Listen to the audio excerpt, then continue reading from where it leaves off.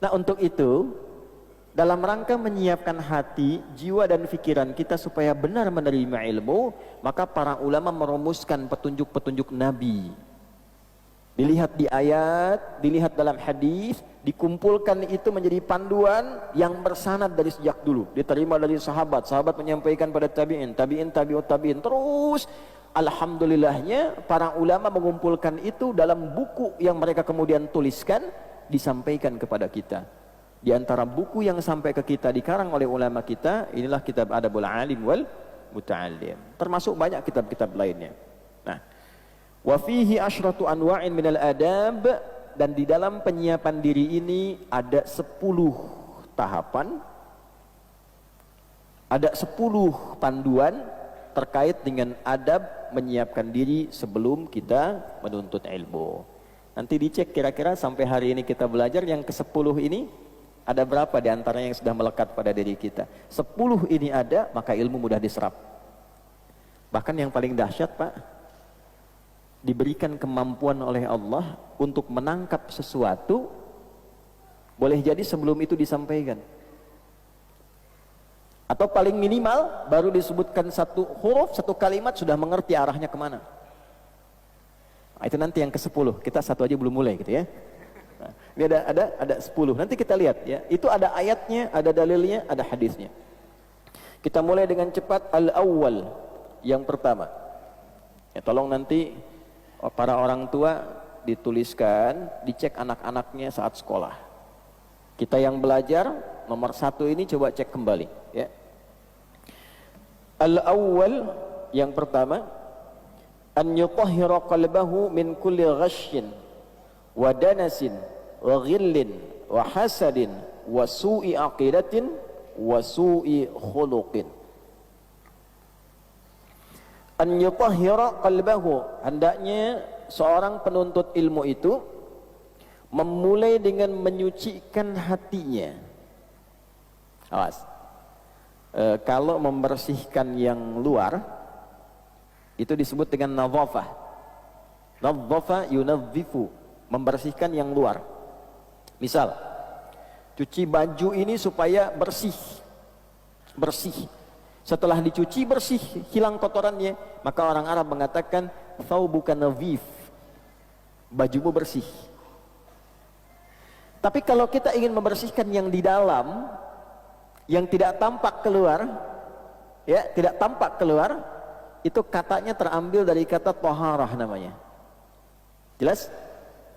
Ada urid an utahhira qalbi, saya ingin membersihkan bagian hatiku, tak nampak keluar.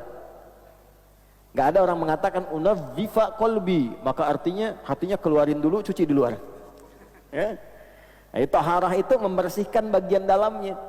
Penuntut ilmu saat akan mulai datang ke majlis ilmu, maka para ulama menyimpulkan dari keterangan Nabi, nanti ada hadisnya. Yang pertama dilakukan adalah an yutahhira qalbahu, membersihkan, menyucikan keadaan hatinya sebelum dia menerima ilmu. Ya, saya ambil beberapa referensi. Yang pertama saya ambil nasihat Imam Waqi dulu kepada Imam Asy-Syafi'i dari kalangan salaf yang terdahulu, tersambung nanti ke tabi'in, ke sahabat dan seterusnya.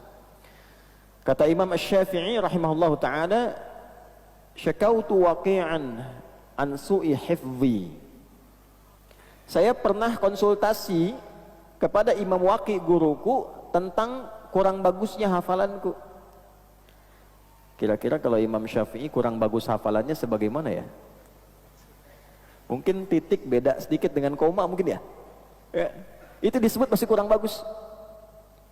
Karena di ilmu hadis itu kan Imam Syafi'i itu ahli hadis juga. Imam dalam fikih, imam juga dalam tafsir, imam dalam hadis. Mujtahid mutlak. Kalau mujtahid mutlak itu sudah nggak usah ditanya itu. Quran, tafsir, hadis, fikih, usul fikih dan sebagainya. Ya, di ilmu hadis itu kalau ada lupa sedikit aja, nanti turun kualitasnya. Ya, itu nanti tanda yang kedua dari 5 syarat hadis sahih. Mattasala isnaduhu binaqlil adid dhabiti anil adid dhabiti min ghairi syudzudin wala illatin qadihah. Syarat hadis sahih itu 5. muttasil sanadnya, bersambung sampai ke Nabi sallallahu alaihi wasallam. Nah, orang-orang yang bersambung itu diteliti lagi. Satu, punya sifat adil enggak? Yang kedua, dhabit enggak? Dhabit itu kuat hafalan sehingga kalau ditanya enggak robah-robah. Ditanya sekarang, 5 menit kemudian, besok, 2 bulan kemudian, jawabannya masih konsisten sama. Beda sedikit saja turun kualitas dari sahih jadi hasan. Hasan pertama kali diperkenalkan oleh Imam At-Tirmidzi karena perbedaan tingkat hafalan. Kata Imam Asy-Syafi'i, syakautu Waqi'an, aku mengadukan kepada guruku Imam Waqi' an su'i hifdhi, akan kurang bagusnya hafalanku. Fanasahani an atrukal ma'asi, bima ma'na, maka beliau menasihati aku agar berusaha terus meninggalkan maksiat. Maksiat itu kan lawannya taat. Ya. Kalimatnya belum selesai. Faqala, maka beliau berkata, al-ilmu nurun wa nurullahi la yunzalu ilal 'asi.